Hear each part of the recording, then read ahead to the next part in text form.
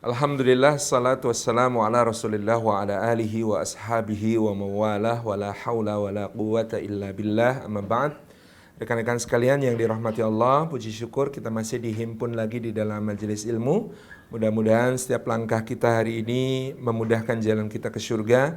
Mudah-mudahan duduk kita semua dicurah-curahi rahmat Allah, dinaungi sayap-sayap malaikat, diturunkan sakinah ke dalam hati kita, dan disebut-sebut nama kita semua dengan bangga pada makhluk-makhluk mulia yang ada di sisinya.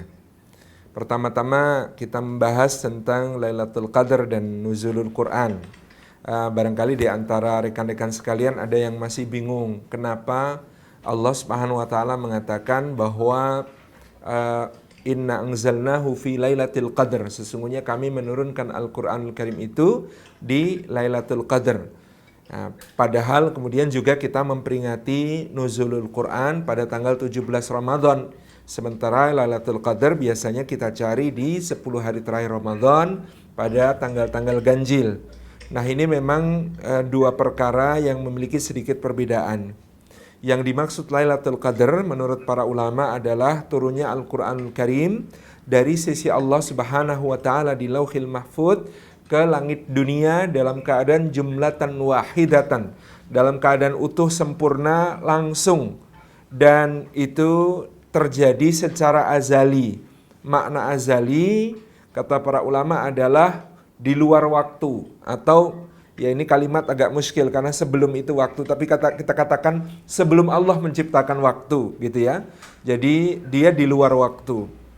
Nah, kemudian bedanya dengan Nuzulul Quran adalah proses turunnya Al-Quran pertama kali dibawa Jibril alaihi salam dari langit dunia, disampaikan kepada Muhammad sallallahu alaihi wasallam yang sedang bertahanus di Gua Hira, di Jabal Nur, di Gunung Cahaya di atas kota Makkah, yang ini terjadi pada tanggal 17 Ramadan menurut pendapat yang masyhur pada usia beliau yang ke-40. Dan telah menjadi kebiasaan beliau untuk bertahanus di Gua Hira, terutama di bulan Ramadan, selama beberapa tahun sejak usia beliau 35 tahun.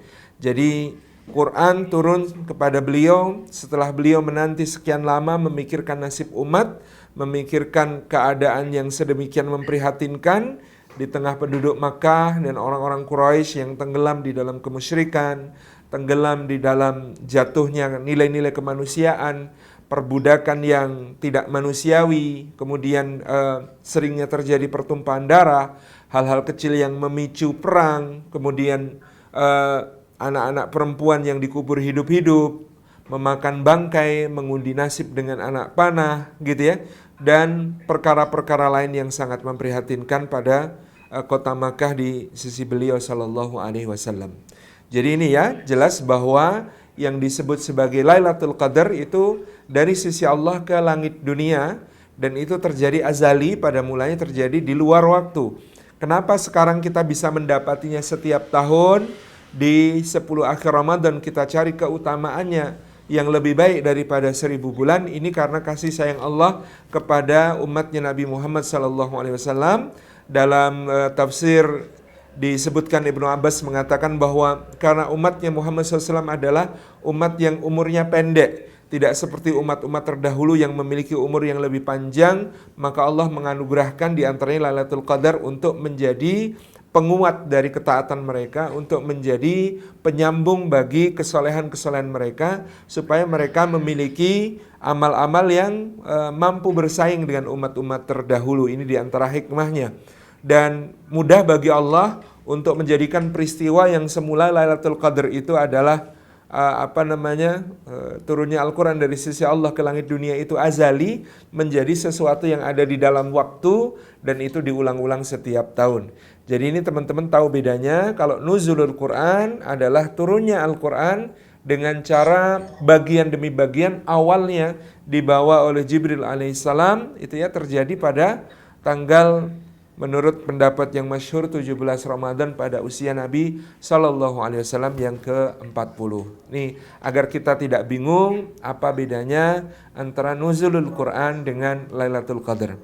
Tentu Allah memiliki hikmahnya tersendiri kenapa Al-Quran yang semula turun dari sisinya di Lauhil Mahfudz ke langit dunia dalam keadaan jumlatan wahidatan atau dalam keadaan utuh, penuh, tidak terpisah-pisah, tidak terpencar-pencar, tidak terbagi-bagi, kemudian diturunkan oleh Allah Subhanahu wa taala dari langit dunia di bawah Jibril alaihissalam itu kepada Rasulullah sallallahu alaihi wasallam itu sedikit demi sedikit, bagian demi bagian, bahkan banyak diturunkan untuk mengiringi berbagai macam peristiwa yang dialami oleh Rasulullah dan para sahabat radhiyallahu anhum ajmain, membimbing, memberi jawaban gitu ya, dan juga mengarahkan kaum muslimin, juga menegur, mengingatkan di berbagai macam peristiwa yang terjadi sekitar selama 23 tahun, kurang dari 23 tahun yang dilaksanakan oleh Rasulullah dan para sahabat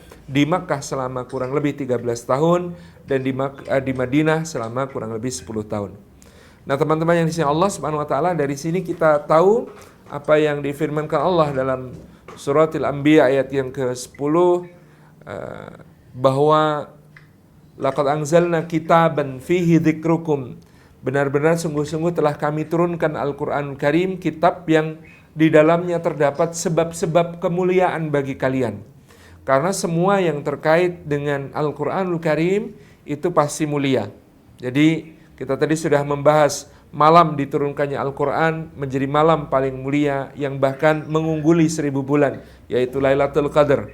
Bulan diturunkannya Al-Quran yaitu bulan Ramadan menjadi Sayyidus Syuhur, bulan yang paling mulia, junjungan semua bulan. Kemudian malaikat yang membawa Al-Quran sebagai wahyu kepada Rasulullah Muhammad SAW adalah malaikat yang paling mulia, yaitu Sayyiduna Jibril alaihi salam. Rasul yang mendapatkan Al-Quranul Karim sebagai wahyu untuk disampaikan menjadi Rasul yang paling mulia, Sayyidul Anbiya wal Mursalin, Rasulullah Muhammad SAW. Kota tempat turunnya Al-Quran menjadi kota yang paling mulia, yaitu kota Makkah dan kota Madinah, gitu ya. Jadi semua yang bersinggungan dengan Al-Quran itu menjadi mulia. Semua yang disandari oleh Al-Quran kepadanya itu menjadi sesuatu yang mulia. Maka betapa mulianya pula orang-orang yang mengambil pelajaran dari Al-Quran, yang membacanya, yang menghafalnya, yang memahaminya, yang mengamalkannya terlebih. Jadi inilah orang-orang yang disebut oleh Allah sebagai hamalatul Quran, disebut oleh Rasulullah sebagai para pemikul Al-Quranul Karim. Nah, teman-teman yang disayang Allah Subhanahu wa taala, maka di situ karena Quran itu sebab kemuliaan bagi kita, sekedar huruf-hurufnya saja menjadi sebab kemuliaan bagi kita.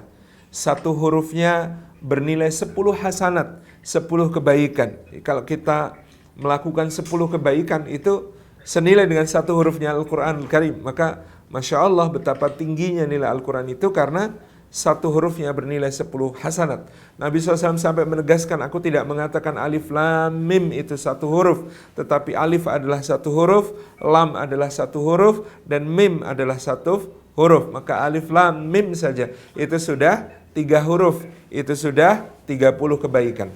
Kemudian bahwa orang yang membaca Al-Quran dengan lancar, gitu ya, alladzi yaqra'ul Qur'an wa huwa mahirun bihi, orang yang membaca Al-Quran dan dia mahir, bisa, pandai membaca Al-Quran itu, ma'as safaratil kiramil bararah, dia akan dibersamai oleh malaikat yang menjadi pencatat amal yang mulia. Jadi jaminan dari Allah bahwa orang yang mahir membaca Al-Quran itu ma'as safaratil kiramil bararah, mereka bersama malaikat-malaikat yang penuh kemuliaan dan penuh dengan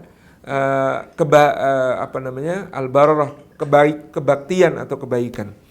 Kemudian waladzi yaqra'ul Qur'an wa huwa yata'ta, adapun orang yang membaca Quran dan dia yata'ta, dia itu terbata-bata, gitu ya. Maksudnya membaca Qur'annya itu bahasa Jawanya itu plegak-pleguk, gitu ya, tidak lancar, sering salah, gitu ya. Tetapi dia serius membacanya, gitu ya. Falahu ajrani, maka dia dapat 2 pahala, gitu ya.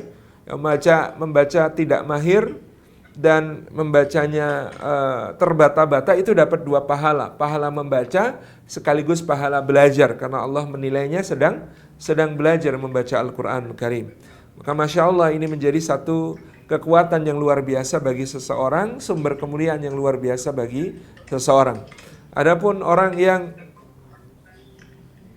menghafal Al-Qur'anul Karim, menghafal Al-Qur'anul Karim, menjadi penjaga bagi Al-Qur'anul Karim, maka dengan kerendahan hatinya dia akan dijaga oleh Allah melalui Al-Qur'anul Karim. Dilaporkan kepada Imam Hasan Al-Basri, kana fulan yahfadzul Qur'an, adalah si fulan itu yahfad. Yahfad itu bahasa Arabnya bisa kita terjemahkan menjadi menghafal, atau kita bisa terjemahkan menjadi menjaga. Si fulan itu yahfadzul Qur'an, si fulan itu menjaga Al-Qur'an atau menghafal Al-Qur'an. Kemudian Imam Hasan Al-Basri meluruskan dengan kata-kata balil Qur'anu yahfadhu, sebaliknya justru Al-Qur'an yang akan menjaganya. Masya Allah. Jadi orang yang berusaha untuk menjaga Al-Qur'an, maka dia akan dijaga oleh Allah, dijaga melalui Al-Qur'an yang dia hafalkan. Karena orang yang menghafalkan Al-Qur'an dia terbiasa untuk bersambung dengan kalamullah gitu ya, untuk mengulang-ulang firman Allah, maka Allah akan sucikan lisannya, maka Allah akan sucikan hatinya, maka Allah akan sucikan anggota badannya supaya dia menjadi orang yang bersih. Karena tidak patut Al-Qur'an itu kecuali berada di dalam dirinya orang yang bersih. Maka kalau lisan terbiasa membaca Al-Qur'an, pastilah lisan itu akan merasa kesulitan untuk mengumpat, akan kesulitan untuk mencela, akan kesulitan untuk berdusta, akan kesulitan untuk bergunjing, akan kesulitan untuk mengadu domba, akan kesulitan untuk mengucapkan perkara-perkara yang lucah, perkara-perkara yang buruk. Gitu ya. Karena apa? Karena dia dijaga oleh Al-Qur'anul Karim. Jadi inilah sumber kemuliaannya. Membaca dan menghafalkan Quran itu menjadi penjagaan yang luar biasa. Dan barang siapa menjadi hamalatul Quran, menjadi orang yang memikul Al-Quran, dia menghafalkannya di dalam benaknya, dan dia juga berusaha keras untuk mengamalkannya di dalam tingkah lakunya, maka dia berhak untuk mendapatkan pakaian dari cahaya yang lebih gemerlap daripada matahari kelak di hadapan Allah Subhanahu wa taala. Dia yang akan memakaikan mahkota keagungan kepada kedua orang tuanya. Dia yang akan menjadi pemberi syafaat bagi anggota-anggota keluarganya, yang dengan begitu akan berkumpul di surga yang tinggi di sisi Allah Subhanahu wa taala. Bahkan meskipun anggota keluarganya tingkat kesolehannya, amal-amal ibadahnya tidak mencapai tingkatan yang dia gapai. Karena ini adalah hak syafaat yang diberikan oleh Allah Subhanahu wa taala kepada dirinya. Di kehidupan dunia pun seorang ahlul Quran, maka dia akan menjadi yang mampu menanggung banyak beban, menanggung banyak masalah, bukan cuma masalahnya dirinya sendiri, tapi masalah orang lain. Dia akan menjadi sang penolong, seperti Rasulullah SAW itu mendapatkan kekuatannya dari Al-Quranul Karim. Beliau adalah orang yang paling kuat, mampu menanggung dukanya alam semesta, mampu menanggung beratnya beban derita alam semesta, sehingga beliau SAW itu diberi Allah kekuatan melalui Al-Quran. Ya, contohnya di dalam suratul Muzammil. Di suratul Muzammil itu Allah mengatakan kepada beliau SAW, inna laka fin nahari sabahan tawila, sesungguhnya engkau wahai Muhammad di siang hari memiliki urusan yang panjang, urusan yang berat, urusan yang melelahkan, gitu ya. Maka ternyata Allah tidak berfirman kepada Rasulullah dengan kalimat yang biasanya kita ucapkan untuk orang yang kerja berat di siang hari. Makanya kalau malam tidur yang cukup, minimal 8 jam, cuci tangan, cuci kaki sebelum bobo, dan jangan lupa minum susu. Enggak. Ternyata Allah justru mengatakan kepada beliau, gitu ya, qumil laila illa qalila. Berdirilah di waktu malam kecuali sedikit. Berdiri untuk apa? Untuk membaca Al-Quran. Warattilil Qur'ana tartila, dan bacalah Al-Quran dengan tartil di dalam berdirimu itu. Makna tartil menurut para mufassirin memenuhi hak-hak setiap huruf dan bacaannya, dan menghayatinya di dalam dada dengan penuh penghormatan. Itu tartil, gitu ya. Ini yang kemudian akan menjadi kekuatan yang luar biasa bagi seorang Nabi SAW. Oleh karena itu, kata Imam Ahmad bin Hambal, seorang dai hendaklah melazimkan satu kebiasaan untuk qiyamul lail kepadanya, karena dulu di awal risalah Rasulullah juga diwajibkan oleh Allah untuk melaksanakan qiyamul lail. Wajib bagi beliau, sunnah bagi umatnya, tetapi menjadi sesuatu yang tentu saja sangat ditekankan bagi orang-orang yang kemudian dia ingin menanggung beban banyak orang dengan dakwah, dengan berbagai macam aktivitas, dengan berbagai macam kegiatan sosial, karena tentu ya beban-bebannya berat, beban-bebannya banyak, maka tidak ada tempat untuk meletakkan beban-beban itu yang lebih syahdu daripada meletakkannya di hadapan Allah. Kita kumpulkan ketika kita berdiri untuk membaca Al-Quran di dalam sholat kita, kemudian kita tumpahkan ia ke hadapan Allah Subhanahu wa Ta'ala di dalam rukuk dan sujud kita. Ini adalah kekuatan dari Quran. Sering saya menyampaikan, Quran itu adalah ruh kehidupan, karena ya orang yang tidak berakrab dengan Quran, dia terputus dari Allah Subhanahu wa Ta'ala sebagai sumber dari segala sumber kehidupannya. Kalau kita membayangkan badan kita, jasad kita ini terbuat dari bumi. Kita kan dua unsur ya. Unsur pertama, jasad kita ini terbuat dari tanah. Kalau tanah, maka memang dia sukanya lama-lama di sini, lama-lama di bumi. Oleh karena itu, jasad kita ini ngajak kita bertahan lama-lama di bumi. Ya, makanya ada produk perawatan, ada anti kerutan, anti penuaan dini, anti aging gitu ya. Perawatan ini itu karena jasad ini tarikan jasad. Karena jasad itu pengen lama-lama berada di bumi, pengen awet-awet berada di bumi kalau perlu selamanya di bumi. Tetapi yang namanya ruh, unsur kita yang ada di dalam, ruh kita itu asalnya dari Allah. Maka kalau di bumi dia itu kayak perantau. Nah, perantau itu kalau nggak kontak-kontakan sama asalnya, itu bisa stres gitu ya. Ini perantau kalau nggak bisa kontak sama keluarganya gitu kan, sama orang yang disayanginya di kampung halaman, itu kan bisa stres. Sama ruh kita bisa stres kalau tidak terhubung dengan Allah Subhanahu wa Ta'ala sebagai asalnya. Karena ruh ini berasal dari Allah, inginnya segera kembali kepada Allah. Caranya untuk menenangkannya supaya tetap berbakti karena masa tugasnya belum selesai di dunia, itu adalah dengan menghubungkannya dengan Allah melalui Al-Quranul Karim. Dia bisa dengerin firman Allah yang merupakan sesuatu yang sangat dirinduinya gitu ya. Dia bisa menyimak nasihat-nasihat Allah yang sangat diperlukannya untuk menghadapi berbagai ujian. Dia sangat memerlukan petunjuk-petunjuk Allah yang diberikannya melalui firman-Nya ini, sehingga mengakrabkan ruh dengan Quran akan meningkatkan kekuatannya berlipat-lipat untuk mengabdi di dunia ini. Ini adalah hakikat kita merenungkan Al-Quran Karim di bulan Ramadan yang mulia. Kita semakin mendekat kepada 10 akhir Ramadan, di mana Nabi SAW di 10 akhir Ramadan diceritakan oleh para sahabat radhiyallahu anhum ajma'in, diceritakan oleh keluarga beliau bahwa Nabi SAW itu mengikat sarungnya.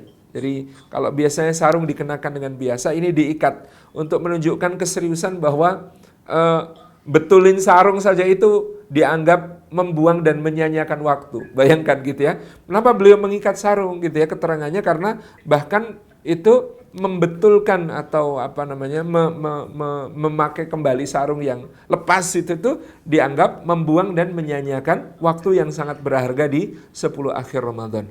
Maka menjelang 10 akhir Ramadan ini keseriusan beliau yang luar biasa menjadi inspirasi bagi kita. Orang seperti beliau yang sudah dijamin oleh Allah, dijamin diampuni apa yang sudah, apa yang sedang, apa yang belum gitu ya, dijamin untuk menjadi pemimpin seluruh umat manusia di hadapan Allah gitu ya, dijamin untuk bisa memberi syafaat kepada umatnya, dijamin tentu untuk menjadi penghuni surga yang setinggi-tinggi surga di sisi Allah Subhanahu wa Ta'ala. Tetapi beliau mempersiapkan akhir Ramadan dengan seserius itu. Beliau SAW mengikat sarungnya, dan beliau SAW membangunkan keluarganya untuk qiyamul lail gitu ya. Ya, biasanya biar bangun sendiri, ini lebih serius dibangunkan untuk mencari Lailatul Qadar dengan berbagai macam ibadah. Beliau beriktikaf misalnya, tentu ini sunnah utama yang kita pada masa pandemi ini kemungkinan akan kesulitan untuk melaksanakan iktikaf. Kecuali punya masjid pribadi, kita ngelarang warga lain untuk datang ke masjid kita, masjidnya kita pakai sendiri. Itu mungkin bisa gitu ya, kita beriktikaf gitu. Nah, iktikaf yang penting tahun ini kita niatkan bahwa kita memang tetap akan beriktikaf sebagaimana mungkin kebiasaan tahun-tahun yang lalu, karena niat itu di sisi Allah sudah mendapatkan pahala yang sempurna. Kalau suatu niat diamalkan maka dia mendapatkan 10 kali lipatnya gitu ya. Jadi niat saja itu sudah mendapatkan pahala sempurna. Apalagi kalau kita tidak jadi melaksanakannya karena terhalang oleh udzur. Terhalang oleh udzur itu maka dia dianggap tetap melaksanakan dengan sempurna. Di hadisnya Nabi SAW bersabda, ada orang yang tertidur mungkin karena kelelahan atau karena apa, tapi dicatat baginya pahala qiyamul lail. Kenapa? Karena qiyamul lail itu sudah kebiasaannya. Dia sudah terbiasa qiyamul lail. Kalau satu malam kelelahan sehingga tidak sempat qiyamul lail, maka dia dicatat sebagai orang yang tetap melaksanakan qiyamul lail, karena itu adalah kebiasaan. Inilah keuntungannya orang yang istiqomah mengamalkan amal-amal tertentu, bahkan ketika dia kemudian terhalang untuk melaksanakannya karena sebab-sebab tertentu, seperti kelelahan tadi yang disebutkan dalam hadis, atau lebih-lebih lagi karena pandemi seperti ini, tentu ini adalah udzur yang lebih kuat gitu ya, maka tetap akan dicatat baginya pahala ibadah yang serupa. Kita insya Allah mudah-mudahan tetap dicatat berpahala dalam iktikaf selama 1 kita berniat iktikaf, 2 kita memang tidak bisa melaksanakannya tapi hati kita tetap dalam suasana iktikaf gitu ya, bahwa di rumah kita bisa menghidupkan rumah kita dengan berbagai macam aktivitas yang biasa kita lakukan di dalam iktikaf. Kita di rumah tetap bisa qiyamul lail, kita di rumah tetap banyak membaca Al-Quran, kita di rumah tetap berzikir, kita di rumah tetap beristighfar, kita di rumah tetap bersalawat, kita di rumah tetap bermajelis ilmu, kita di rumah tetap membaca buku, membaca tambahan pengetahuan, tambahan ilmu. Kita di rumah tetap berada dalam zikir untuk mengingat Allah Subhanahu wa ta'ala. Kita di rumah tetap banyak membaca Allahumma innaka afuwun tuhibbul afwa fa'fu anni sebagai upaya kita untuk meraih Lailatul Qadar, karena doa itulah yang diajarkan Rasulullah SAW kepada ibunda kita Aisyah radhiyallahu anha. Apa yang aku baca ya Rasulullah untuk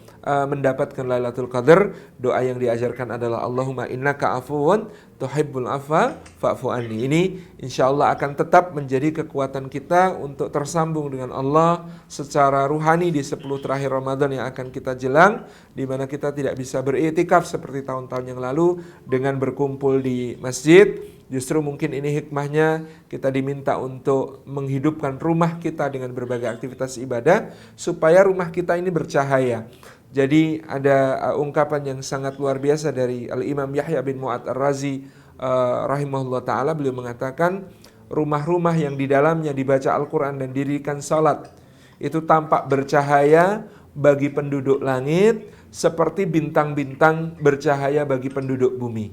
Jadi rumah-rumah yang di dalamnya dibaca Al-Quran dan didirikan salat itu tampak bercahaya bagi penduduk langit seperti kalau kita penduduk bumi memandang bintang-bintang yang bercahaya di langit. Ini sebuah keutamaan di mana kita tahun ini mungkin diminta Allah untuk menghidupkan rumah kita dengan suasana ruhani, suasana ibadah, suasana amal saleh insyaallah.